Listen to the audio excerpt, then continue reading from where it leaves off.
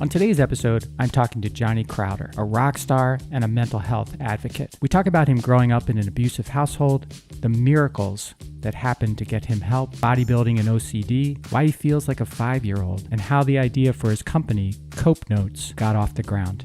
I thought that I was stuck with a broken brain forever. And I think taking psychology courses taught me, no, like if you break your arm for a while, it's broken and then you can eventually rehab it. And the same is true for your brain. It was so eye-opening and liberating. And I don't know why culturally we still separate the brain from the body. It's literally inside your body. It is your body. This guy is super likable, super relatable, and inspirational. I hope you love the episode.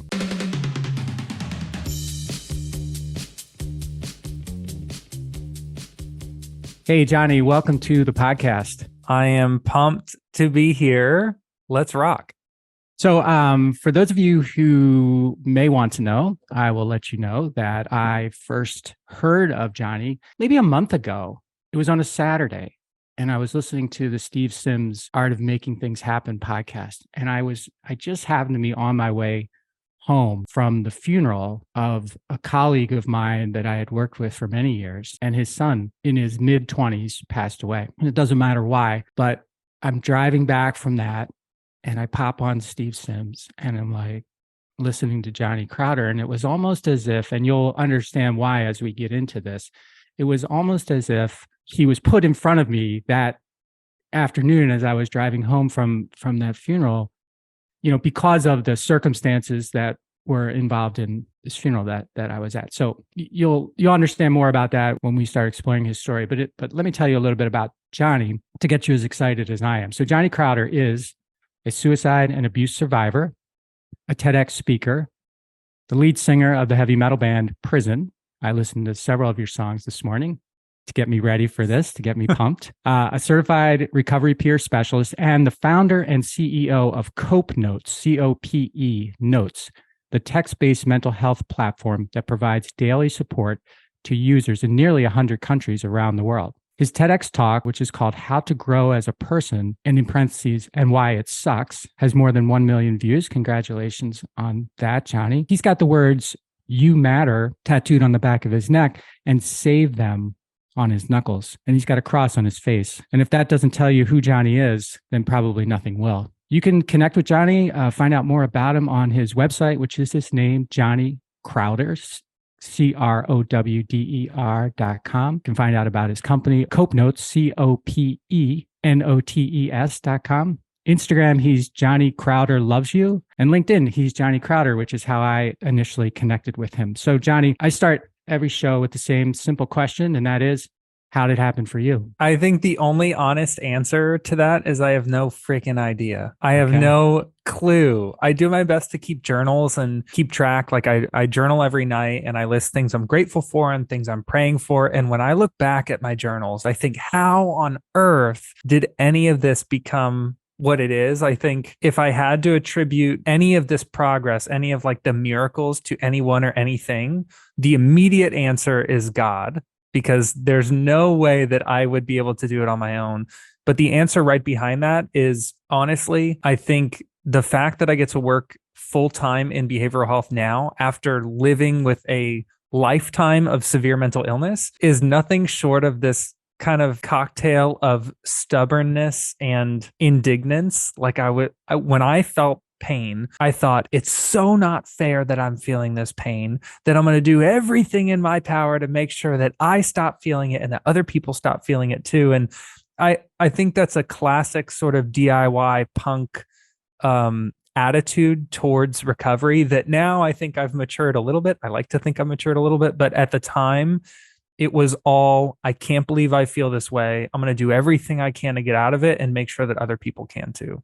That's interesting, because I would have thought something a little bit different when you, especially with the music, when you say, you know, I wanted to get out of this pain and I wanted other people to get out of it as well. Because sometimes when I just in heavy metal or punk genre in general, I've always felt of it more like accepting the pain, like the pain that you can't run from the pain. So you've got to accept it and you got to like just dig into it. And that sounds a little bit different than what you described. Yeah, this is a both and scenario. So there were Okay. days where and right now I'm working way more on acceptance. Like the last maybe 5 years of my life, a big focus in treatment and outside of it has been, how can I make peace with what has already happened? How can I stop fighting against things that are in my past that have kept me held back for so long because I won't let them go? Like working on that acceptance. But I can definitely say that when I was younger and when I first started making music, when I first started volunteering in the behavioral health space, when I was first taking psychology courses, there was not a lot of acceptance in me. It was more like, I will do whatever it takes to not feel this way. Okay. And it wasn't about, I feel terrible, so I'm going to make other people feel terrible. I'm not going to lie, there was part of me that I had to fight, part of me that wanted other, misery loves company. I felt so alienated, especially when you're talking middle school and high school. I'm hallucinating, I'm self-harming. I don't feel really connected to the people around me. I felt so disconnected that I almost, and this is sad to admit, but at the time I did have to actively fight against the part of me that said, I wish other people felt this way so that I didn't feel so alone in this.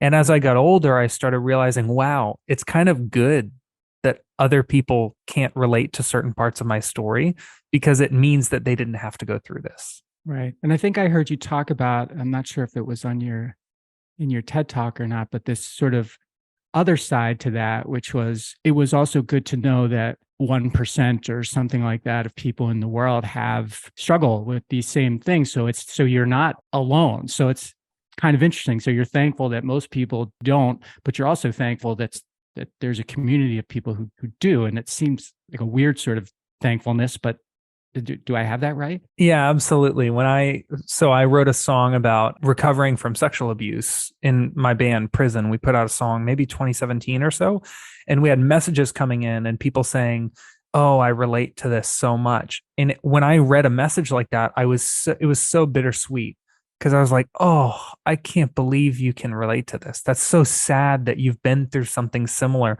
But also, I feel strengthened that we're connecting in this way. It's so difficult to describe because I certainly, in a perfect world, nobody would have any idea what I was talking about and everyone would feel lovely, but that's not the world we live in. So it makes it all the more important that people who do experience similar types of pain connect with each other honestly instead of pretending that we haven't gone through these things.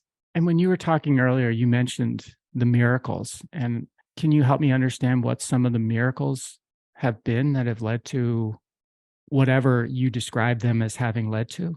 Yeah, I mean, if you look at my story on paper, it's boy grows up with the inability to speak in complete sentences or make eye contact and then becomes a professional speaker. Like already that's like, how the heck did that happen? And then there's someone who's not able to drive who then tours across the country in a band driving 8+ hours every single day, playing a different city every night. Like there's so many things that I think have been flipped on their heads. And this is not, I want to emphasize, this is not me strategically overcoming things by doing the opposite.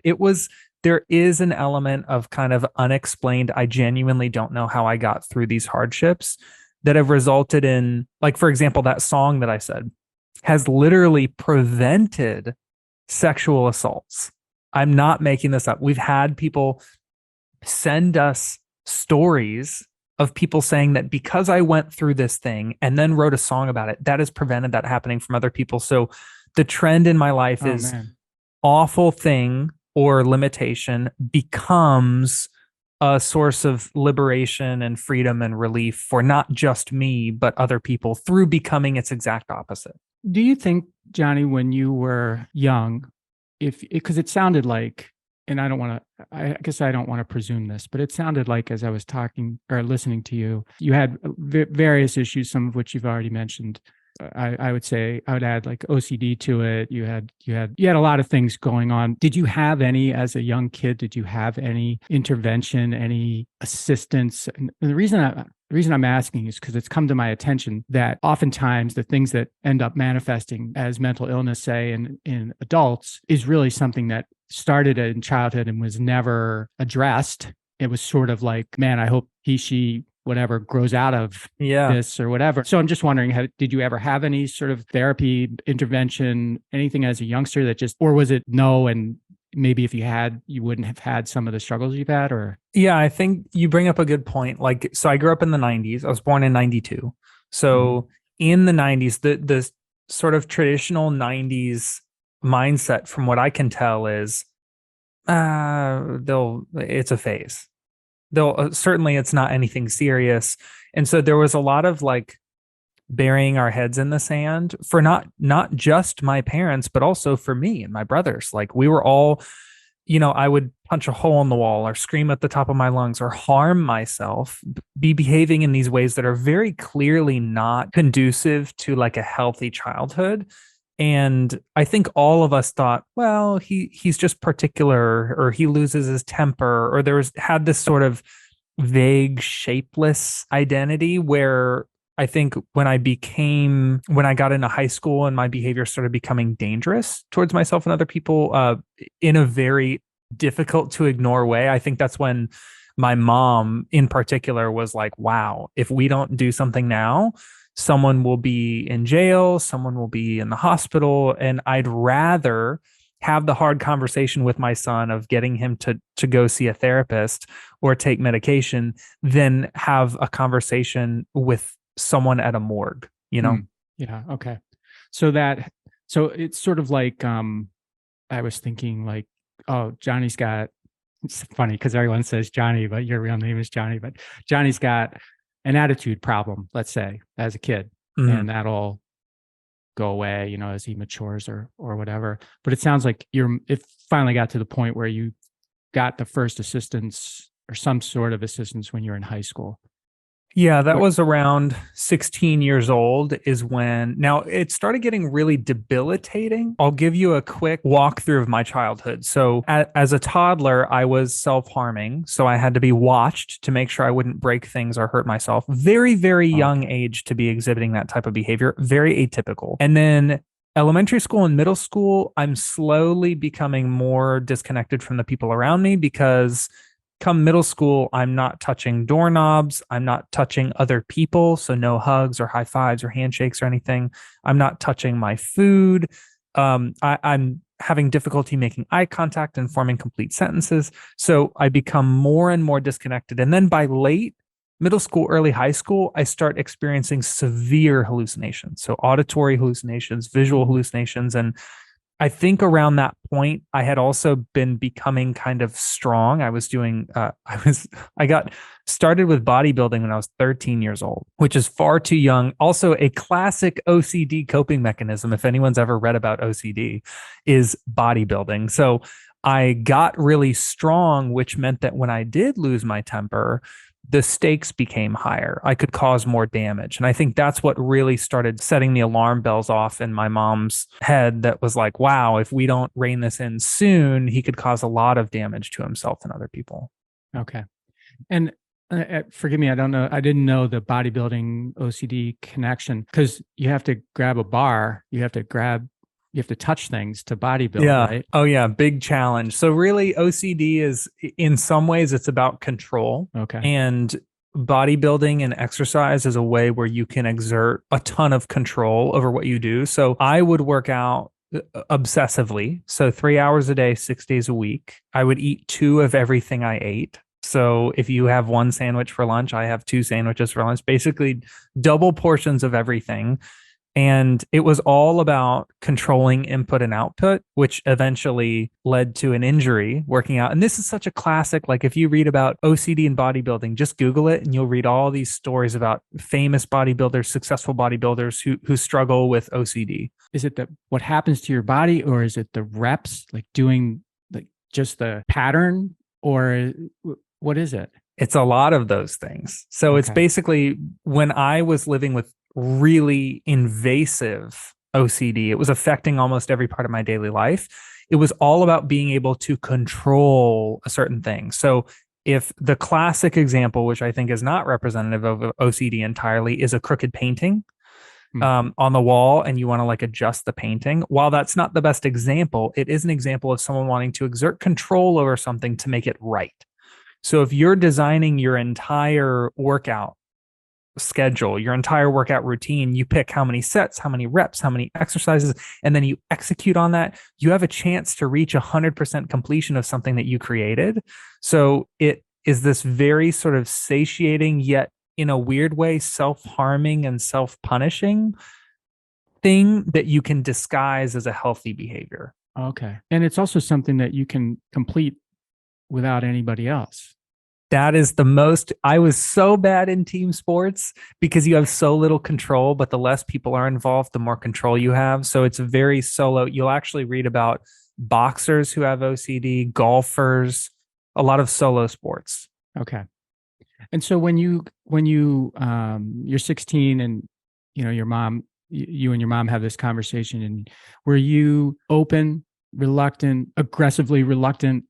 What were you to initially exploring this with a therapist? Or so I was sort of blackmailed by my mom in a good way, I think, because what happened, I was 16 and long story short, and I won't tell the whole story here, it's pretty personal, but I did the most dangerous thing I've ever done in regards of compromising my own safety and the safety of other people.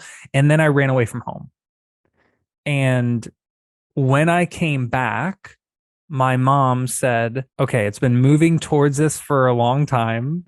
And now she said, either I can drive you to the hospital and you can sit down, talk to a doctor about what's going on, and they can try to figure out something they can do to help you. Or I can call the police and they can take you to the doctor and you can have that conversation. So really, your only choice is how you want to get to the doctors. Either I can drive you or the police can drive you. And I think she did say it. She didn't say it exactly like that, but looking back, I think that was the best choice she gave me, because she didn't give me a choice between seeing a doctor and not, because I would have said no, absolutely no way. And I was not easy once I started treatment. I was a problem client for sure. But the choice between, do I want my mom to drive me or a police officer? It was a pretty easy choice for me. Hey, everybody, just a quick pause here to let you know how much I appreciate that you've made time for my podcast.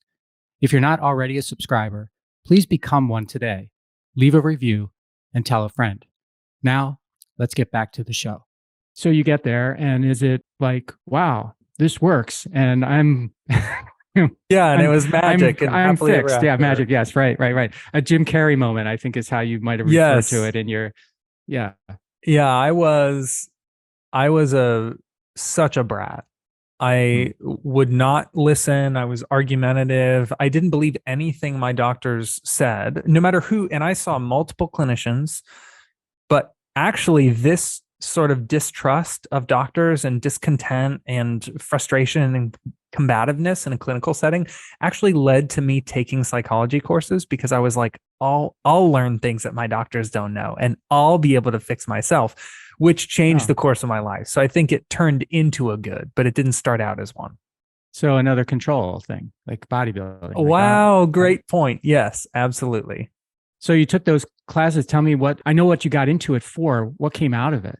The biggest takeaway from taking psychology courses, I would say, is probably the fact that your brain is an organ that is part of your biology. And just like you can change other functions of your biology, like your circadian rhythm or your body fat percentage or your blood pressure based on things that you do in your daily life. Once I learned that I could also change the way that my brain functioned based on how I was eating, how I was sleeping, how I was exercising, how I was communicating with other people, I thought that I was stuck with a broken brain forever.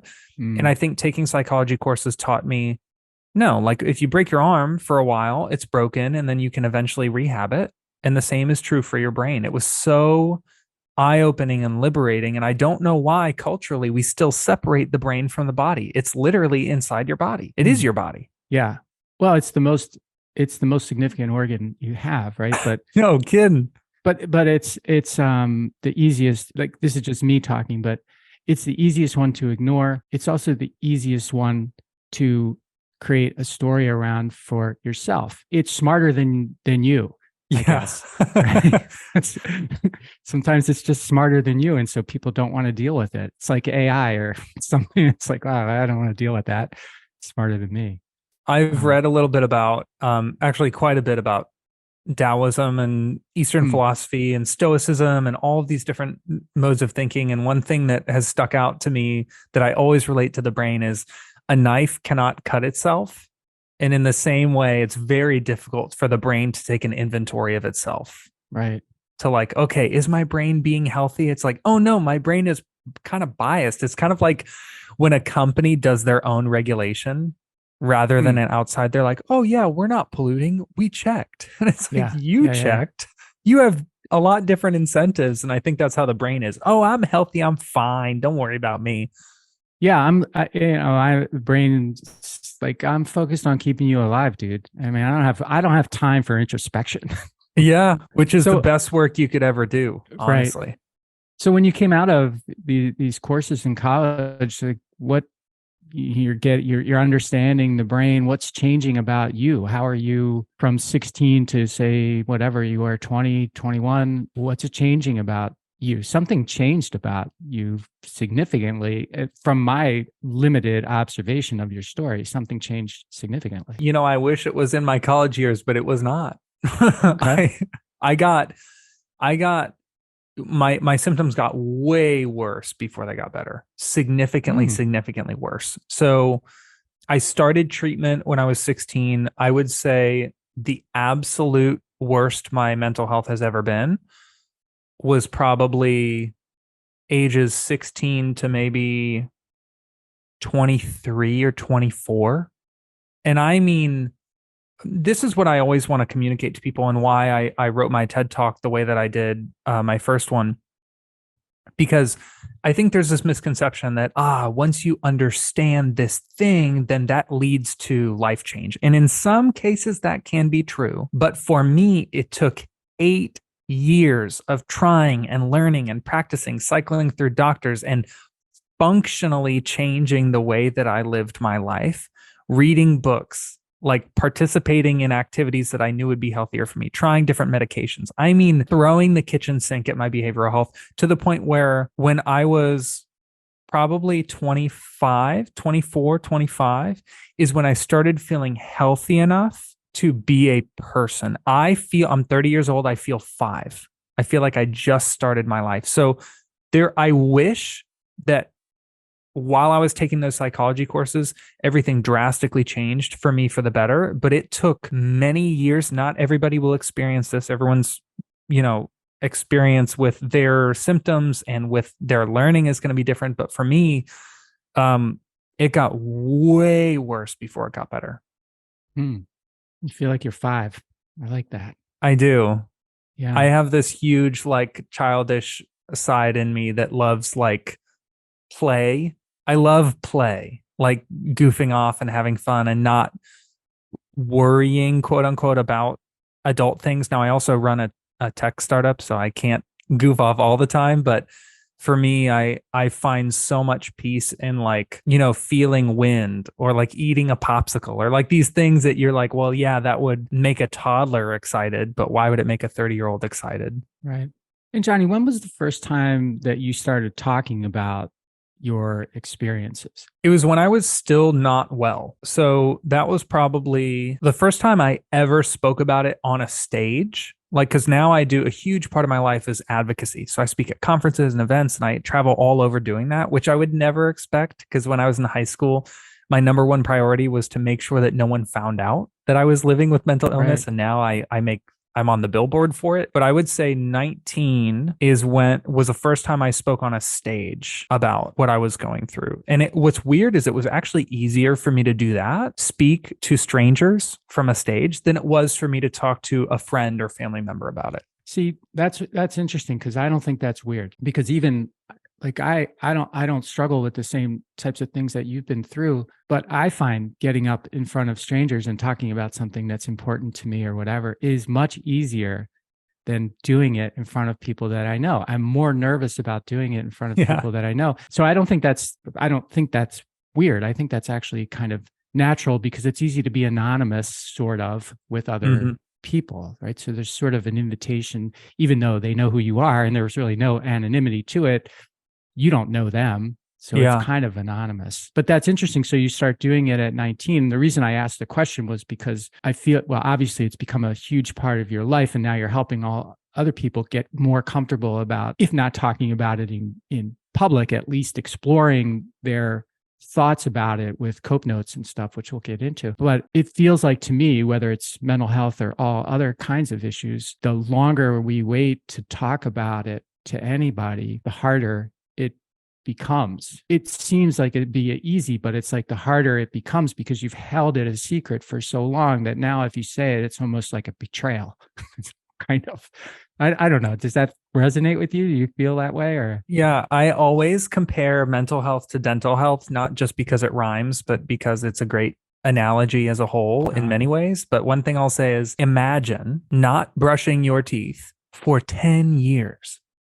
Do you have any idea how freaking hard you would have to brush those teeth in order to get the plaque off? Each day, there's a little bit of plaque that gets on there from eating, just from daily life. Right. And if you spend 2 minutes in the morning and 2 minutes at night, like 0.05% of your entire day, brushing off the plaque, you will most likely have a pretty good set of teeth.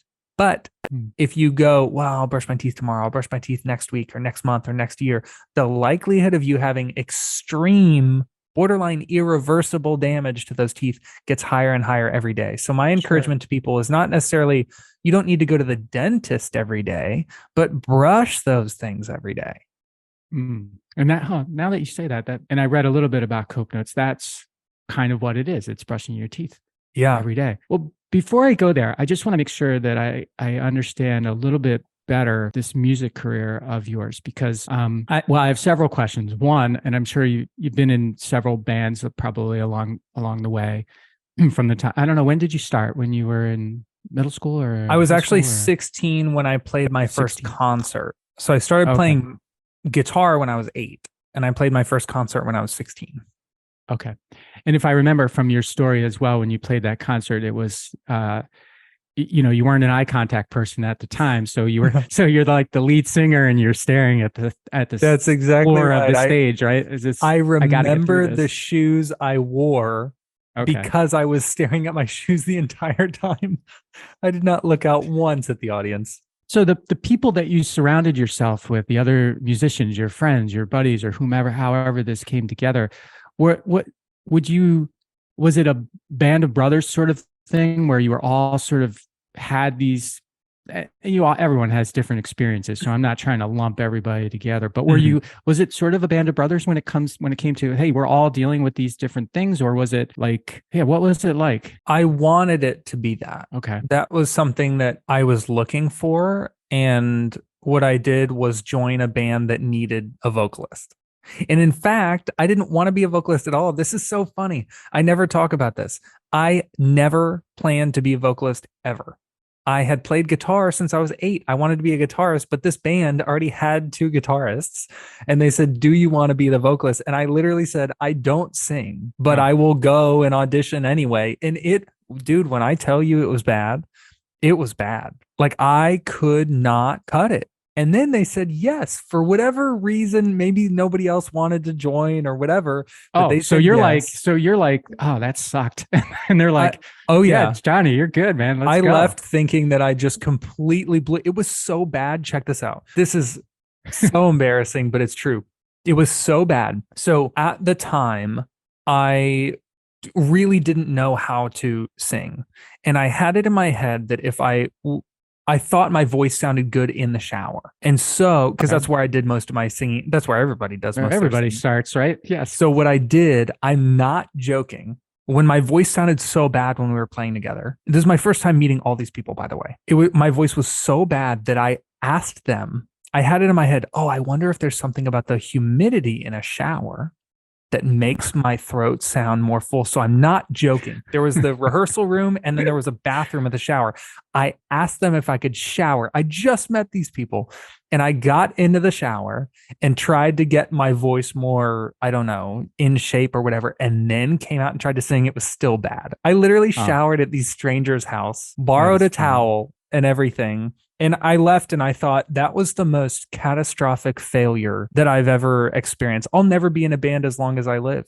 Why won't they just let me be the guitarist? And then they called me and said, do you want to join? I said, you got it. And now, like 15 years later, we charted on Billboard, and I've toured with some of my favorite bands in the world, like all because they gave me a chance. Lord knows why. Huh. And were you singing a song that you knew, or were you singing one of their songs? I was literally, you want to make it even worse, dude? I was Sure. literally going, like, I was ad-libbing vocals to a song that they were playing. So I was literally making up lyrics. This is the epitome of like a 16-year-old trying to join a band. It reminds I me of wasn't those. even singing a real song. It reminds me of those stories you hear about Eminem and some of the other rappers too, where they have those contests and they just put a beat down and they start, challenging each other. It was that.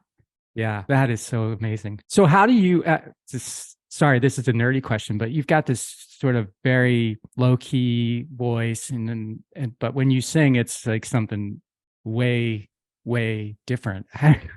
You might not be able to explain it, but how do you do that and then come back and speak like you do?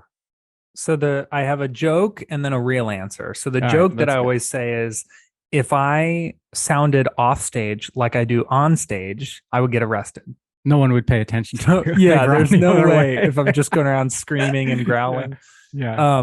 But then the real answer is I wanted vocal lessons, but I was never able to get one. So what I did was I kept listening to artists that I loved, songs that I loved and wanted to be able to sing.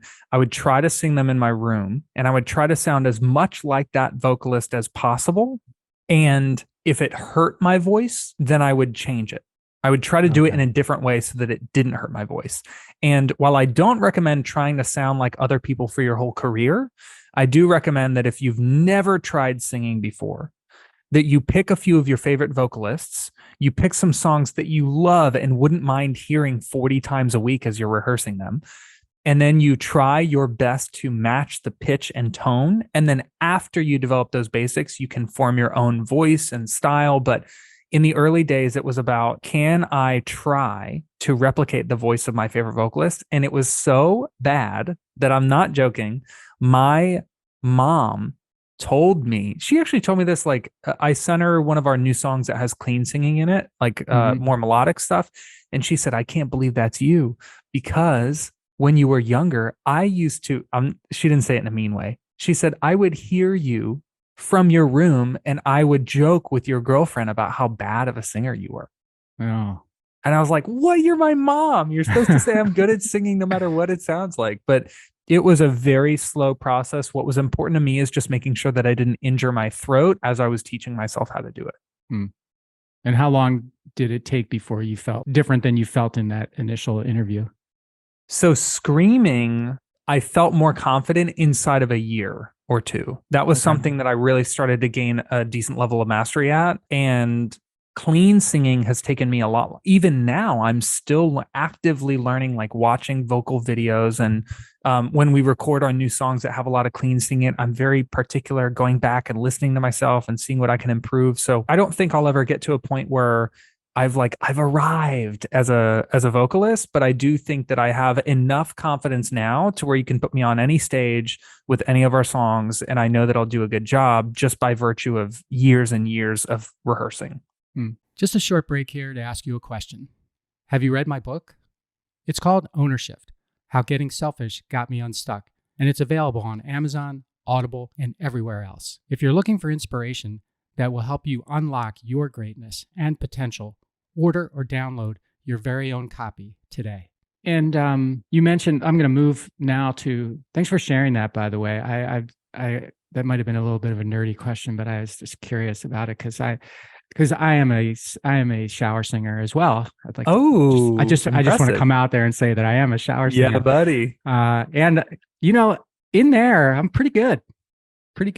The acoustics are great. Yeah, it's amazing. I'm amazingly good, actually. And then I'm at a baseball game or something, and I try to give the national anthem a try, and it's just not the same. Maybe I need to bring a shower with me all the time. Or just kindly ask the Marlins to let you borrow their team shower. Yeah, there you go. Okay. That's a good strategy. I'm going to write that one down. So you mentioned tech entrepreneur, and I've mentioned Cope Notes a couple of times. Let's move there. So what I don't want to ask you what Cope Notes is. I want to ask you where Cope Notes came from, where did it come from, and why. I've started two companies, not a tech company, but two companies, and I have some pretty good understanding of what it takes to do that: energy, money, patience, all kinds of things. And you've got this career as a musician. I mean, what made you want to do that? So I'm always very clear, just like I'm kind of an accidental vocalist, like I never planned on being a vocalist. And now it's a very big part of my life.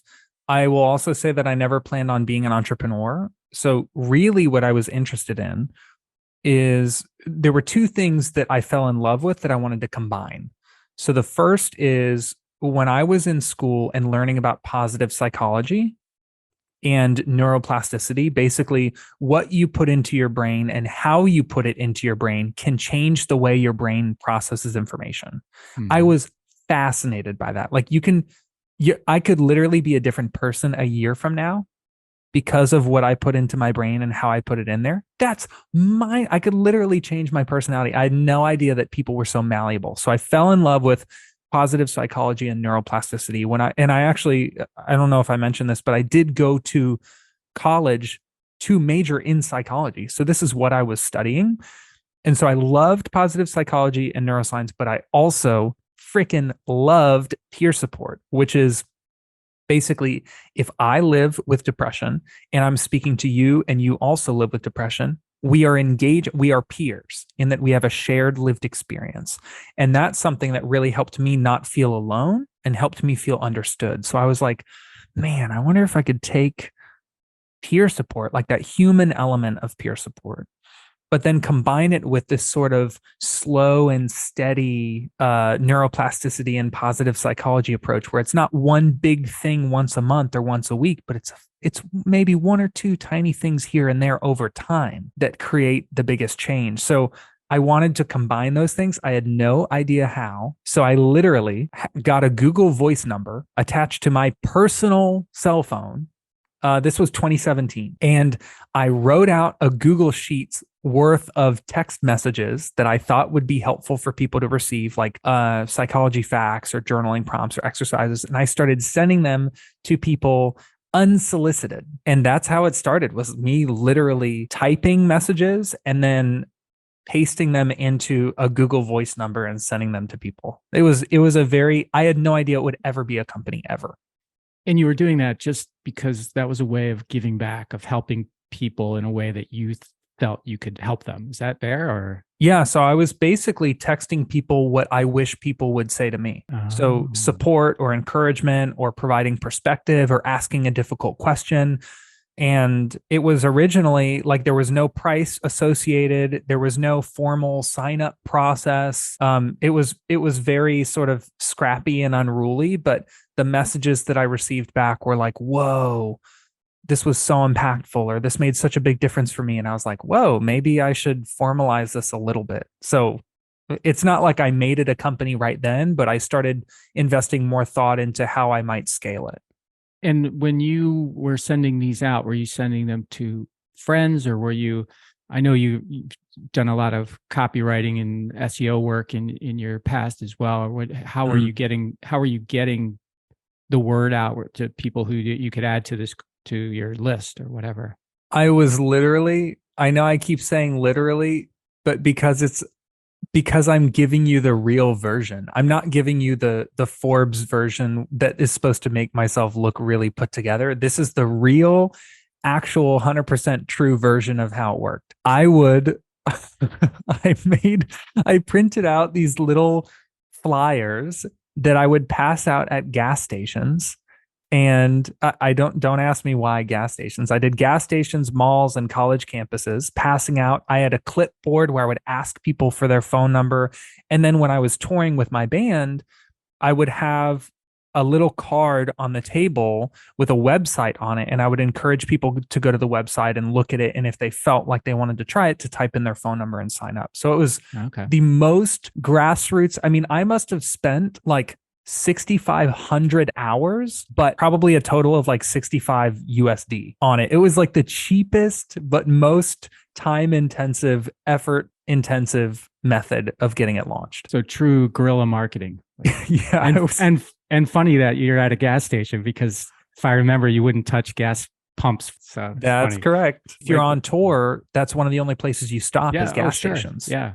So you drive 4 hours probably, then you stop and get gas. You drive another 4 hours, stop and get gas. So every time we get out, I had a little stack of these and I printed them I used to work at an ad agency, and I would like go into their copy room and like print flyers and stuff. I actually still have one. I found it in my memory book. Your memory book. What is that? I have it's actually not a book. It's more of a box now, because I have things that are not flat.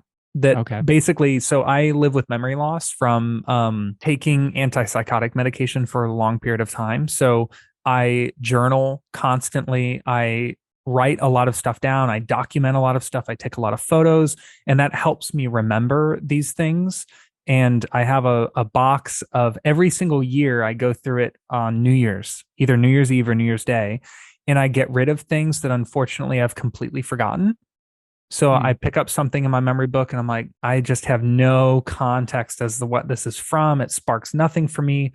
I guess I completely forgot it. And I actually throw that away to make room for things this coming year. And then if I pull something out that causes a positive association, so I see it and I'm like, oh, wow, I remember this. How cool. Then I'll keep it.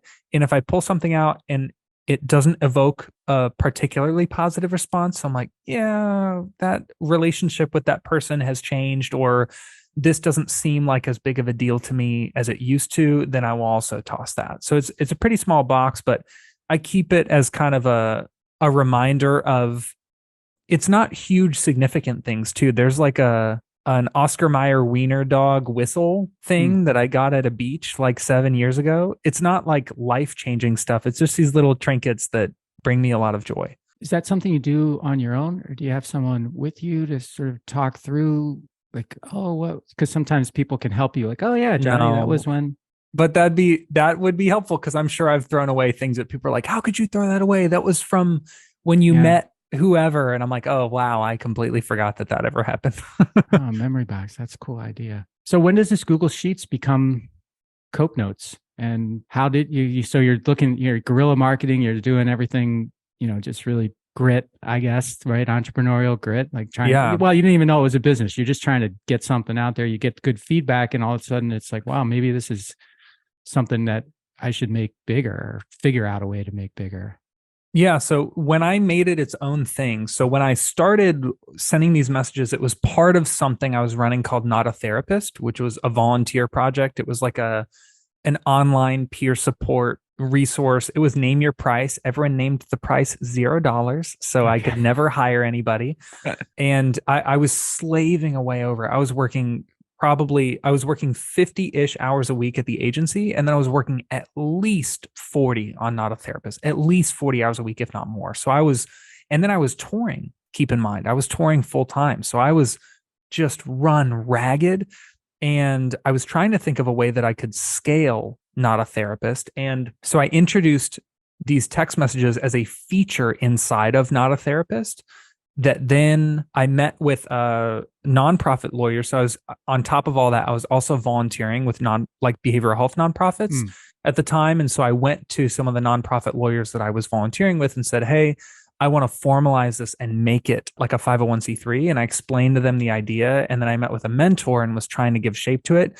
And slowly we whittled away all of these features of Not a Therapist. Like there was going to be a merchandise line and a video blog series and a physical journaling book. And we slowly, one by one, picked off all these things until we focused on one feature that we thought could help the most people the soonest, which was the text message feature. Okay. And then I decided to make it its own thing that was called Cope Notes. And then the nonprofit lawyers recommended that I make it an LLC rather than a nonprofit, because if you are they're like, basically the reason why you don't see a lot of tech nonprofits is because in tech, you have to be nimble and quick and agile. You need to be able to make changes on the fly and improvements on a regular basis. And they said, if you're sending people text messages every day, you do not want to wait through board meetings and submitting minutes to Mm-hmm. IRS to make changes. You need to make changes today so that the message they receive tomorrow is better.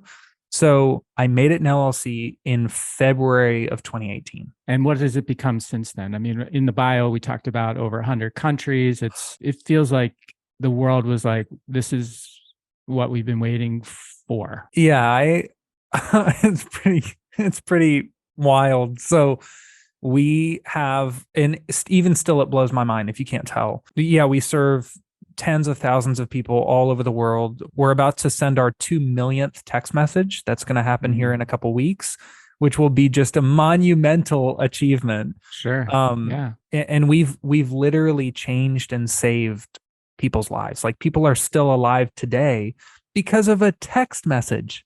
Are you kidding me? Like, we have partnerships with probably 140 different nonprofits and school districts and government, like city and county governments, and employee wellness programs. Like, we serve all over the place. And I have to be honest with you and say that when I was writing those first text messages, I was not that, traditional young tech CEO that's like, yeah, one day this will rule the world. I was not thinking that at all. I was thinking, how can I send this to a few people so they can feel a little bit better? I was not dreaming big from day one. I had to learn to dream big as it scaled, which was its own challenge. And we're about 2 millionth text message in a couple of weeks, you said. Is it a one-way thing? Like, and I know it's a two-way thing in that the message goes out and then the person gets the message, can respond to the message or not. Mm-hmm. I guess they can. The purpose, as I understand it, or one of the purposes, is to build a habit out of communicating about, really exploring whatever it is that the text message asks you to explore. And I think that's sort of a healthy way to, I think you've talked about neuroplasticity. I mean, you're really trying to build, I guess, synapses. I've heard you talk about, right? So it's engagement, but it's not like someone's reading them and saying and giving advice or anything, or is it? Just, I want to make sure that people know exactly what it is. Yeah.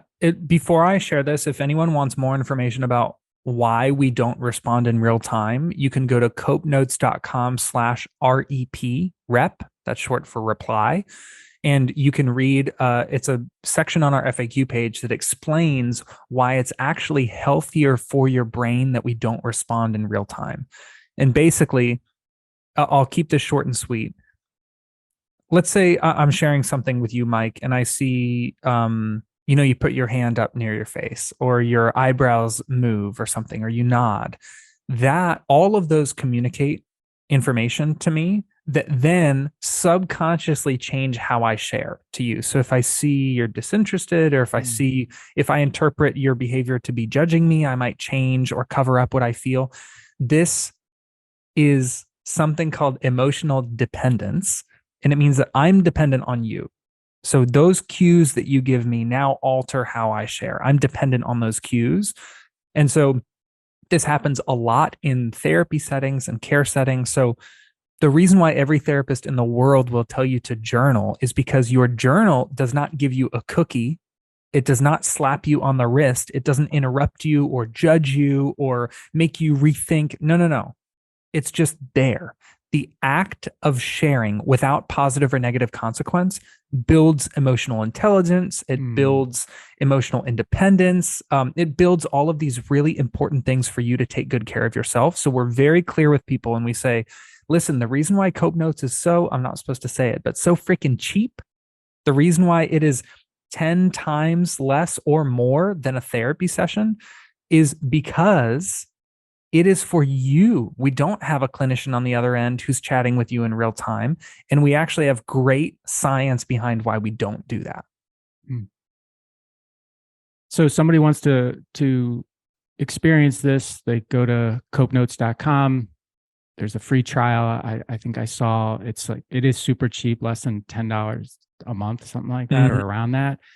And is it every day a text message comes at some time? It's not like regularly scheduled, right? There's science behind that as well. Yeah. So not only do you never know when we will text you or what the text will say, but you also know that when we text you, you're the only person in the world to receive that text message at that time. So if, let's say, Mike, no way. You and I both sign up. Yeah. Let's say 100 of your your listeners of this episode sign up right now, no two people will ever get the same text at the same time. So I don't know what you get. You don't know what I get. It's this everyone has their own unique text sequence with Cope Notes. Oh, and as I was listening to you, and this is probably stupid, but I thought about the bodybuilding, because this is something you can do on your own, something that you can control. You get it. You can control your response, whether you respond, whatever. But you it's can't control when it comes in or what it says. Right. And that lack of control is really important. Got it.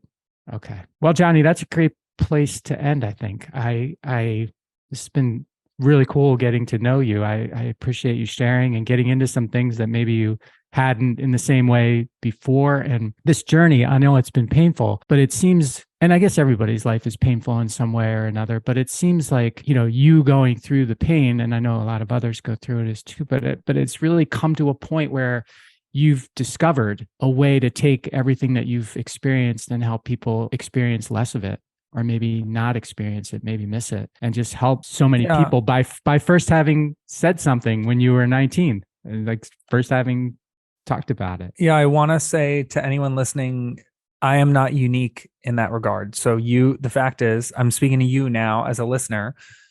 You've been through something that I have not been through. That gives you a license. That pain is your license to speak into the lives of other people who have experienced that. And they would listen to you before they would ever listen to me. So for example, if I walk into a room and I'm covered in tattoos, I'm wearing a pair of Jordans, and I talk about my severe, debilitating mental illness experiences, I will earn credibility with people who connect with that, who have a similar life experience. And for you, if you've lost a child and I have not, and I try to console somebody who's lost a child, my word will not hold the same weight as yours. So please use it. It's yours. It's your license whether or not you use it. And in a weird way, I know this is going to sound strange, but in a weird way, you've had to pay for that license with your pain. So you've already paid for it. You've paid the expense. So now put it to good use. Yeah. You've made the investment, put it to good use, right? Pay it forward. Johnny, thank you so much for being on the show. Is there anything else I forgot to ask you, or you want to leave people with that before we sign off here? Yeah, I'll say that there are probably people listening right now who think, well, that's great that guy does mental health stuff, but I'm fine. The last thing I want to say is that is the equivalent, bringing it back to dental health. That's just like saying, oh, I get that my doctor gave me a toothbrush, but I'm not going to brush my teeth because I don't have any cavities. It literally doesn't make any sense. So if you feel fine, that's great. Still try Cope Notes for free. If you think, well, my son or daughter needs it, or my spouse needs it, or my colleague needs it, but surely not I, give it a try for free. Yes, we have gift subscriptions and family subscriptions. You can get subscriptions for those people, but my encouragement to you is I'm literally trying to give you something for free. Try it for free at copenotes.com. If you don't like it, you will never have to pay for it. You will never have to use it again.